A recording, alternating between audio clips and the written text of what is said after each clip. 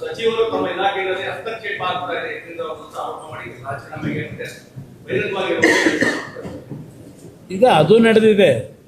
ಇಲ್ಲ ಏನೂ ಆಗಿಲ್ಲ ಅಂತ ಹೇಳಿದ್ರಲ್ಲ. ಆಮೇಲೆ ಮಾತಿದ್ರು ಇದೆಲ್ಲ ಮಾಧ್ಯಮದ ಸೃಷ್ಟಿ ಅಂತಾರೆ ಮಾತೆತ್ತಿದ್ರೆ.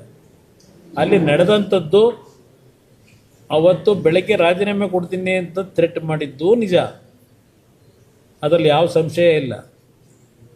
ಇಲ್ಲಿ ಥ್ರೆಟ್ ಆದರೆ ಇಮ್ಮಿಡಿಯೇಟ್ ಆಗಿ ಕಾಂಪ್ರಮೈಸ್ಗೂ ರೆಡಿ ಇರ್ತಾರೆ.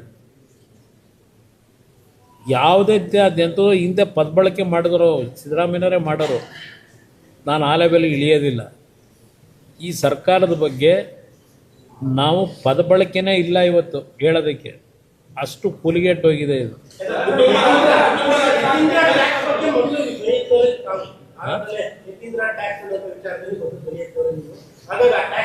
ಅದು ನಡೀತಾ ಇದೆ ಅಂತಲೇ ನಾನು ಹೇಳಿದ್ದದು, ಹೆಸರಿಟ್ಟಿದ್ದೆ ಅದಕ್ಕೆ, ಅದಕ್ಕೆ ಇಟ್ಟಿದ್ದ ಹೆಸರನ್ನ. ಈಗಲೂ ನಿರಂತರವಾಗಿ ಅತ್ಯಂತ ಅವರವರಲ್ಲೇ ಪಾರದರ್ಶಕವಾಗಿ ನಡೀತಾ ಇದೆ.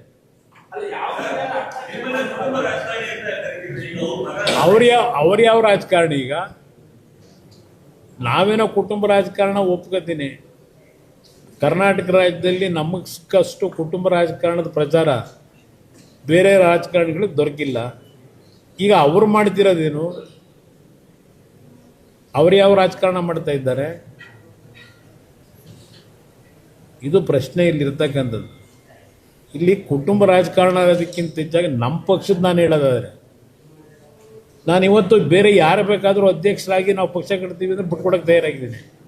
ಏನು ಮಾಡೋದು? ನಮ್ಮ ಪರಿಸ್ಥಿತಿ ಹಂಗಿಲ್ವಲ್ಲ. ಇಲ್ಲಿ ಅವ್ರಿಗಾದ್ರೆ ರಾಷ್ಟ್ರೀಯ ಪಕ್ಷ, ಅವರಿಗೆಲ್ಲ ಆಲ್ಮೋಸ್ಟ್ ಆಲ್ ಈಗ ಒಂದು ಲೆವೆಲ್ ಓಟ್ ಇರ್ತದೆ. ನಾವು ಒಂದು ಓಟಿಂದ ಶುರು ಮಾಡಬೇಕಲ್ಲ ನಮ್ಮ ಪಕ್ಷ ಬೆಳೆಸೋಕ್ಕೆ. ನಾವು ಯಾರಾಗ್ತಾರೆ ಎಂಎಲ್ಎ ಅಭ್ಯರ್ಥಿ 2028 ಶೀಘ್ರದಲ್ಲೇ. ಪ್ರತಿದಿನ ಒಂದೊಂದು ಕ್ಷೇತ್ರದ ಟಿಕೆಟ್ ಆಕಾಂಕ್ಷಿಗಳ ಸಂಪೂರ್ಣ ಮಾಹಿತಿ ಪೊಲಿಟಿಕಲ್ ಜರ್ನಲಿಸ್ಟ್ KM ಶಿವಕುಮಾರ್ ಅವರಿಂದ. ಕರ್ನಾಟಕದ ನಂಬರ್ 1 ಡಿಜಿಟಲ್ ಮೀಡಿಯಾ ನಿಮ್ಮ ನೆಚ್ಚಿನ ಕರ್ನಾಟಕ ಟಿವಿಯಲ್ಲಿ ಮಾತ್ರ.